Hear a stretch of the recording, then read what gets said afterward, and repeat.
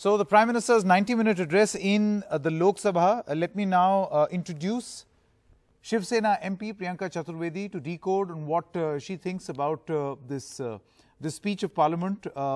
Priyanka, thank you very much for joining us right here. The Prime Minister spoke. He's spoken extensively in Rajya Sabha as well as the Lok Sabha, and a bulk of his address focused particularly on the farmers' agitation. I would first start by asking you your initial impressions of this speech. When Prime Minister spoke in the Rajya Sabha, I think he was on the back foot as far as the issue is concerned, because all the opposition parties together had raised their voice for the farmers. And going by how the protests have shaped up, and protesters continue to, and the farmers continue to demand for the repeal of the law, the Prime Minister was compelled to speak about it in the Rajya Sabha. But he ended up using words. Till now we were hearing words like Khalistani, we were hearing words like Pakistani for the protesters, then we had someone label them as terrorists. The Prime Minister went a step further by calling them parasites and Andolan Jeevi. It is unfortunate that in a land which got its independence on the basis of an Andolan is now being demeaned and being discredited for something that farmers are protesting about for quite some time, and it is something that will affect their future. So, he did speak about it. I do not know if he managed to clear the doubts that are in the minds of the farmers, and it would only be fair if the Prime Minister himself takes the lead in engaging with the farmers and trying to find a solution to the problem. 12 rounds of talks have happened, nothing has come out of it. Maybe if the Prime Minister takes an initiative and takes the lead, we'll probably see some solution coming out of the entire agitation. Ms. Chaturvedi, do you feel that now it has been made very and abundantly clear by the government that these laws are here to stay? I mean, he's defending these laws, in fact, to a very crucial point that was being asked, and I spoke to a lot of farmers. They said, what was the need of this law?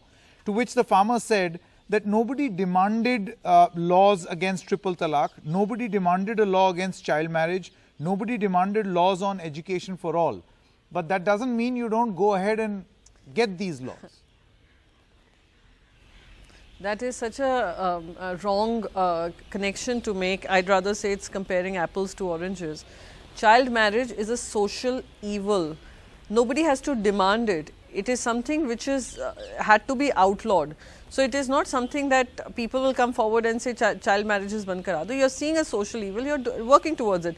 Aise to Raja Ram Mohan Roy would not exist if he wouldn't have taken some bold steps and brought in some reforms. So, for him to say, compare it to child marriages, then talking about triple talaq.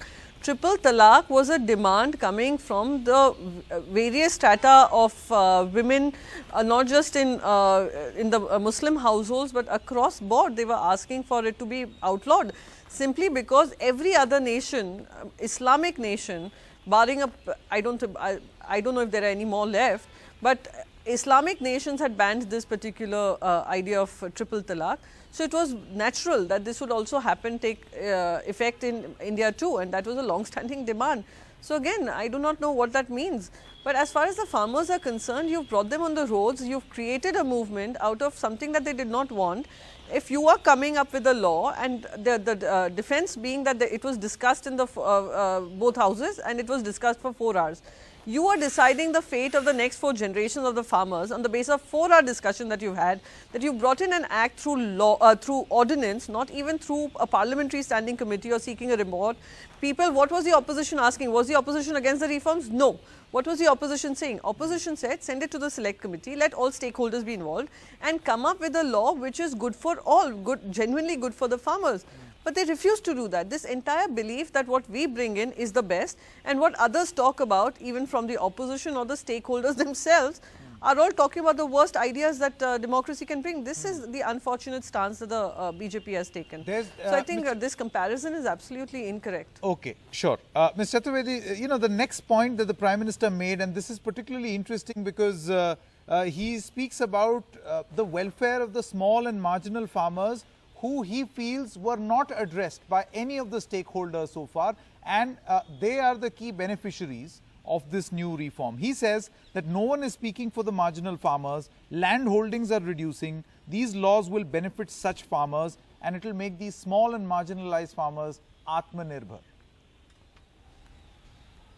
In fact, these small and marginal farmers will become the slaves of all those capitalists who are eyeing their lands. Contract farming would become the first step for it. Not getting MSP for their produce would compel them to look at ideas like contract farming and giving away their land for tilling. For ideas that come from these corporates who will end up, signing these kind of contracts. What it will effectively do is take these lands in small parcels from these small marginalized farmers and then basically throw them out of their lands.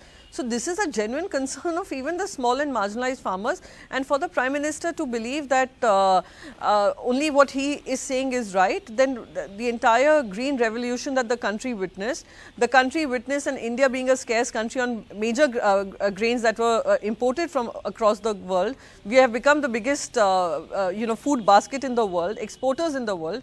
It came out of absolutely no thought process.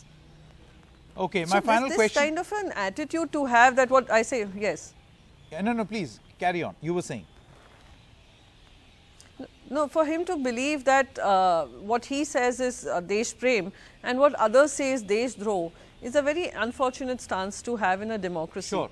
My final question is him defining Andolan Jeevi again, and he says that people who are fearing the worst on the basis of conjecture, on the basis of imagination, this is how you define Andolan Jeevis.